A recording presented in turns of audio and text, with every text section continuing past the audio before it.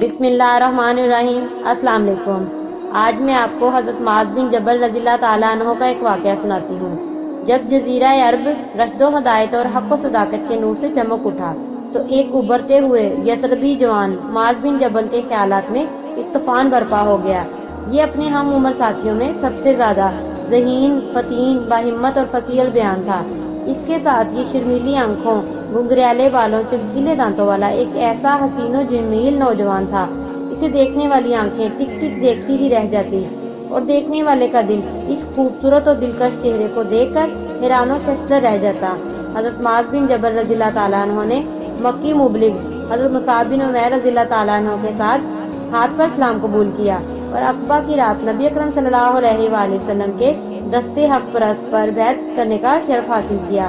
حضرت معاذ بن جبل رضی اللہ تعالیٰ عنہ بہتر خوش نصیب اشخاص کے قافلے میں شامل تھے جنہوں نے رسول اللہ صلی اللہ علیہ وآلہ وسلم کی زیارت کی سعادت حاصل کرنے کے لیے مکہ مکرمہ کا قصد کیا تاکہ آپ کی بیعت کا شرف حاصل کر سکیں اور تاریخ اسلام کے سنہری باب میں اپنے نام درج کرانے کا اعزاز حاصل کر سکیں۔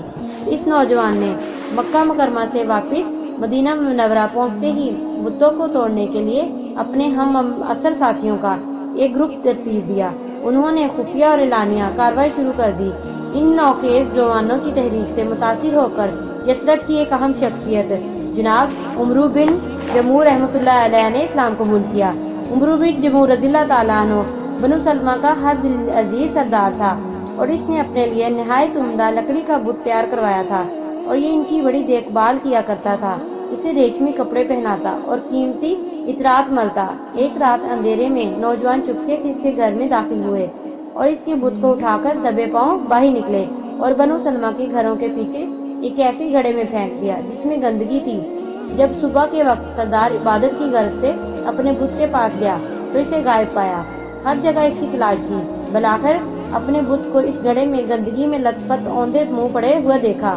اسے وہاں سے اٹھایا، غسل دیا، گندگی سے پاک کیا اور دوبارہ اس کی جگہ پر لا کر رکھ دیا اور عرض کیا، اے منات باخدا، اگر مجھے پتہ چل جائے کہ تیرے ساتھ یہ بدسلوکی کرنے والا کون ناہنجار ہے تو میں سرے عام اسے ایسا رسوا کروں کہ وہ زندگی بھر یاد رکھے۔ جب رات آئی، سردار نیند میں خراٹے لینے لگا تو ان نوجوانوں نے پھر وہی کام کیا جو پہلی رات سر انجام دیا تھا۔ تلاشی بسار کے بعد اسے اسی جیسے ایک دوسرے گڑھے میں اوندے منہ پڑا ہوا ملا۔ اسے وہاں سے اٹھایا، غسل دیا، صاف ستھرا کیا، عطر لگایا اور یہ سلوک کرنے والوں کے خلاف ہرزہ رسائی کی اور نثار عام انہیں کیفر کردار تک پہنچانے کی دھمکی دی۔ بار بار اس عمل کو دہرایا گیا۔ نوجوان کنویں میں پھینک آتے اور یہ وہاں سے نکال کر غسل دے کر اس کی جگہ پر لا کر رکھ دیتا اور پوجا پاٹ کرتا۔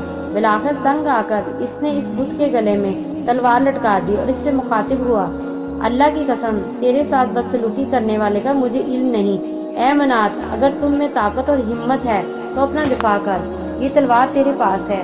جب رات ہوئی، سردار نیند کی آغوش میں محو استراحت ہوا۔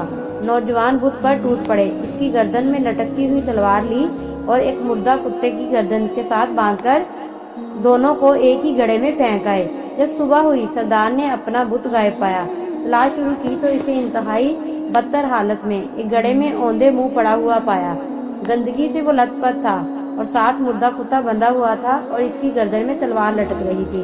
سردار نے یہ قبیح منظر دیکھتے ہی یہ شعر پڑھا، اللہ کی قسم، اگر تو اعلیٰ ہوتا اور تو کتا ایک ساتھ ایک کنویں کے وسط میں پڑے ہوئے نہ ہوتے۔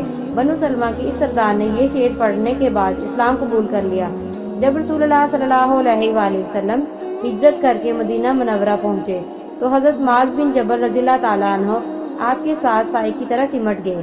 آپ نے قرآن مجید کی تعلیم حاصل کی اور شرعی احکامات کا علم حاصل کرنے میں منہمک ہو گئے، یہاں تک کہ آپ صحابہ کرام رضی اللہ تعالیٰ عنہ میں سب سے زیادہ کتاب الہی اور شریعت اسلامیہ کا علم رکھنے والے بن گئے۔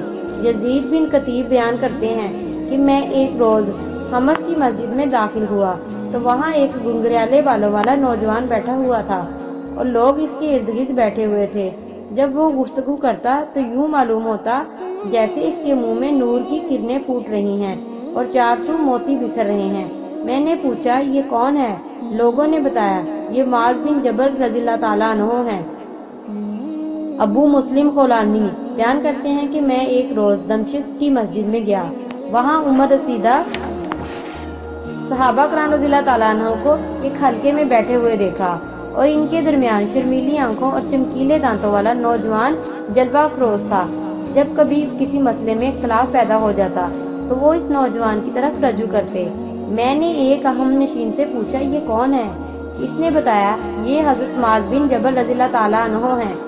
اس میں تعجب کی کوئی بات نہیں۔ حضرت معاذ بن جبل رضی اللہ تعالیٰ عنہ کی بچپن سے ہی مدرسۃ رسول صلی اللہ علیہ وآلہ وسلم میں تربیت ہوئی تھی اور رسول اللہ صلی اللہ علیہ وآلہ وسلم کے چشمہ علم سے خوب اچھی طرح سیراب ہوئے تھے اور انہوں نے اسی چشمہ صافی سے علم و عرفان کے جام پیے تھے۔ یہ ایک بہترین معلم کے بہترین شاگرد تھے۔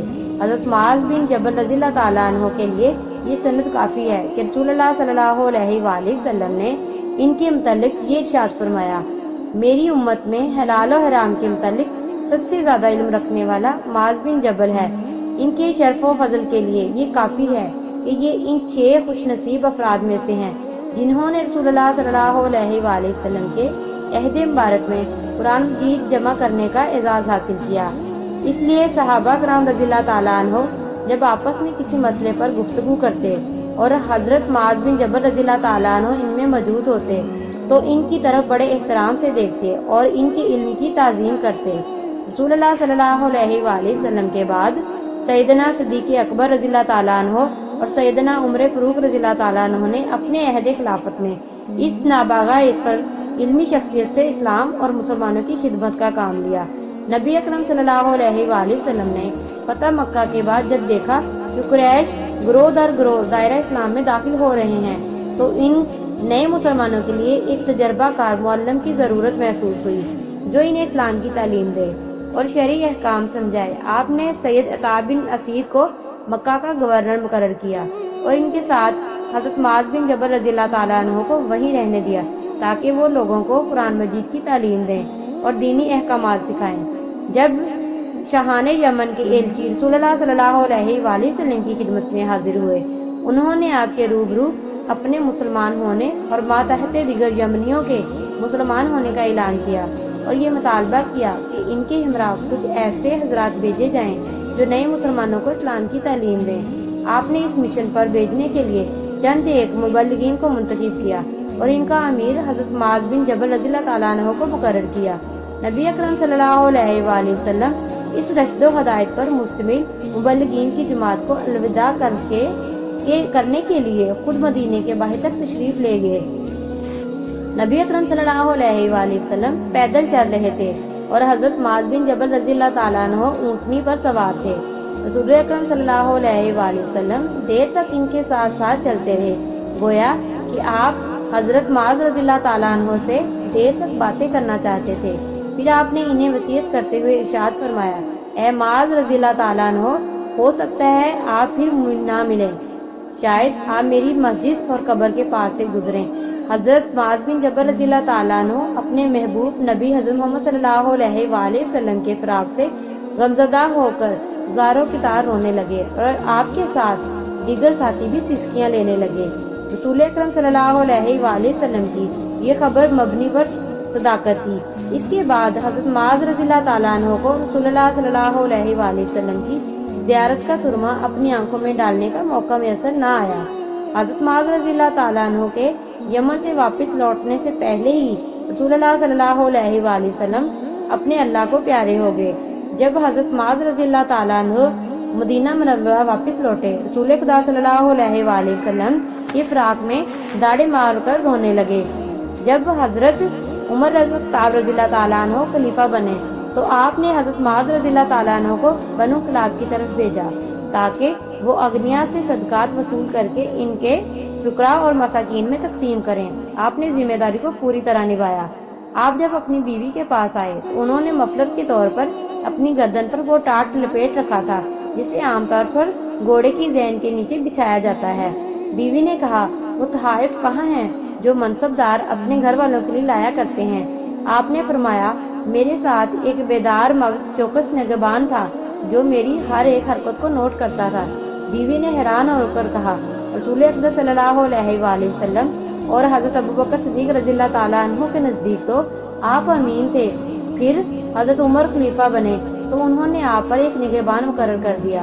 یہ خبر حضرت عمر رضی اللہ تعالیٰ عنہ کی بیویوں میں پھیل گئی، اس لیے ان سے حضرت معاذ بن جبل رضی اللہ تعالیٰ عنہ کی بیوی نے دکھ بھرے انداز میں شکوہ کیا تھا۔ جب یہ بات حضرت عمر رضی اللہ تعالیٰ عنہ تک پہنچی تو انہوں نے حضرت معاذ بن جبل رضی اللہ تعالیٰ عنہ کو بلوایا اور پوچھا، اے معاذ، کیا میں نے تمہاری نگرانی کے لیے کوئی نگہبان مقرر کیا ہے؟ عرض کیا، نہیں یا امیر المومنین، دراصل مجھے اپنی بیوی کے سامنے پیش کرنے کے لیے اس کے علاوہ کوئی عذر نہیں ملا تھا۔ حضرت عمر رضی اللہ تعالیٰ عنہ یہ بات سن کر ہنس پڑے اور اپنے پاس سے کچھ تحائف کو دیے اور فرمایا، جاؤ یہ تحائف دے کر اسے راضی کر لو۔ فاروق اعظم رضی اللہ تعالیٰ عنہ کے دور خلافت میں شام کے گورنر یزید بن ابی سفیان نے یہ مطالبہ کیا، امیر المومنین، باشندگان شام کی تعداد بہت ہو چکی ہے، اب ان کے لیے ایسے افراد کی ضرورت ہے جو انہیں قرآن مجید کی تعلیم دیں اور دینی احکام سکھائیں۔ امیر المومنین، آپ اس سلسلے میں میری مدد فرمائیں۔ حضرت عمر رضی اللہ تعالیٰ عنہ نے ان 5 صحابہ کرام رضی اللہ تعالیٰ عنہ کو بلوایا جنہوں نے عہد نبوت میں قرآن مجید جمع کیا تھا، اور وہ تھے حضرت معاذ بن جبل رضی اللہ تعالیٰ عنہ، حضرت عبادہ بن صامت رضی اللہ تعالیٰ عنہ، حضرت ابو ایوب انصاری رضی اللہ تعالیٰ عنہ، اور حضرت ابی بن کعب رضی اللہ تعالیٰ عنہ، اور حضرت ابو دردہ رضی اللہ تعالیٰ عنہ۔ آپ نے ان سے کہا، شام میں رہائش پذیر آپ کے مسلمان بھائیوں نے مجھ سے یہ مدد طلب کی ہے کہ ایسے افراد ان کے پاس بھیجے جائیں جو ان کو قرآن مجید کی تعلیم دیں اور دینی احکامات سکھائیں۔ اس سلسلے میں آپ مجھ سے تعاون کریں، اللہ آپ پر اپنی رحمت کی برکھا برسائے۔ میں تم میں سے 3 اشخاص کو اس مشن پر بھیجنا چاہتا ہوں، اگر چاہو تو پورا ڈال لو، یا میں تم میں سے 3 احباب کو نامزد کر دیتا ہوں۔ انہوں نے کہا، پورا ڈالنے کی کیا ضرورت ہے؟ حضرت ابو ایوب رضی اللہ تعالیٰ عنہ بوڑھے ہو چکے ہیں، حضرت ابی بن کعب رضی اللہ تعالیٰ عنہ بیمار ہیں، باقی ہم 3 رہ گئے ہیں۔ حضرت عمر رضی اللہ تعالیٰ عنہ نے ارشاد فرمایا، حمد سے تعلیم کا آغاز کرنا، جب تم باشندگان حمد کی حالت سے مطمئن ہو جاؤ تو اپنے میں سے ایک کو یہیں چھوڑ دینا، تم میں سے ایک دمشق چلا جائے اور تیسرا فلسطین روانہ ہو جائے۔ یہ تینوں صحابہ رضی اللہ تعالیٰ عنہ اتنی دیر حمد میں رہے جتنی دیر رہنے کے لیے انہیں حضرت عمر رضی اللہ تعالیٰ عنہ نے حکم دیا تھا۔ پھر وہاں حضرت عبادہ بن صامت رضی اللہ تعالیٰ عنہ کو چھوڑا اور حضرت ابو دردہ رضی اللہ تعالیٰ عنہ دمشق روانہ ہو گئے، اور حضرت معاذ بن جبل رضی اللہ تعالیٰ عنہ فلسطین چلے گئے۔ وہاں پہنچ کر حضرت معاذ بن جبل رضی اللہ تعالیٰ عنہ کی ایک وبائی مرض میں مبتلا ہوئے۔ جب موت کا وقت قریب آیا تو قبلہ رخ ہو کر بار بار یہ ترانہ الاپنے لگے، خوش آمدید موت کو خوش آمدید، بڑی غیر حاضری کے بعد ملاقاتی آیا ہے اور محبوب شوق کی سواری پر آیا ہے۔ پھر آسمان کی طرف دیکھ کر کہنے لگے، الہی تو جانتا ہے کہ میں نے کبھی دنیا سے محبت نہیں کی اور نہ ہی یہاں درخت لگانے اور نہریں چلانے کے لیے زیادہ دیر رہنے کو پسند کیا۔ الہی میری طرف سے اس نیکی کو قبول فرما جو تو اس کسی مومن کی جانب سے قبول کرتا ہے، اور پھر اپنے وطن اہل خانہ سے دور دعوت اللہ اور ہجرت فی سبیل اللہ کی صورت میں ان کی پاکیزہ روح کف عنصری سے پرواز کر۔